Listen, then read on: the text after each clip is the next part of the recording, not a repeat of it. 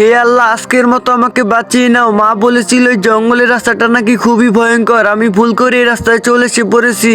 Adam Adam আমাকে তাড়াতাড়ি সাহায্য কর। আরে আমাকে আবার কে ডাকে? আমি তাড়াতাড়ি এখান থেকে চলে যাই, মনে হয় ভূত। আরে অ্যাডাম আমি ভূত না, আমি গাছের নিচে আটকা পড়েছি, তাড়াতাড়ি আমাকে সাহায্য করো। আরে আন্টি, আপনি আবার ওখানে কিভাবে চাপা বললেন? চিন্তা করবেন না, আমি আপনাকে ওখান থেকে এখনই বের করতেছি। হেই ইয়ো, আরে এই গাছের গোড়াটা তো দেখি অনেক ভারী, কিছুতেই সরতেছে না। মনে হয় এভাবে হবে না, আমার সাইকেলটা দিয়ে ধাক্কা দিয়ে দেখি। এই তো হয়ে গিয়েছে।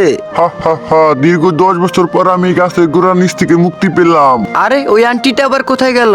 আরে মূর্খ বালক, আমি হলাম ওই আন্টি। আমি ওই গাছের নিচে চাপা পড়েছিলাম, তুই আমাকে মুক্ত করে দিয়েছিস, সেই জন্য আমি তোর 2টা ইচ্ছে পূরণ করব। আমার প্রথম ইচ্ছা হলো তুমি আমাকে পৃথিবীর সবচেয়ে বড় লোক বানিয়ে দাও। আচ্ছা এই ব্যাপার, তাহলে তোর পিছনে তাকা। হুররে, আমি তো সত্যি সত্যি বড় লোক হয়ে গেলাম। আমার দ্বিতীয় ইচ্ছা, সবাইকে বলো আমার চ্যানেলকে সাবস্ক্রাইব করে দিতে। সবাই সাবস্ক্রাইব করে দিও।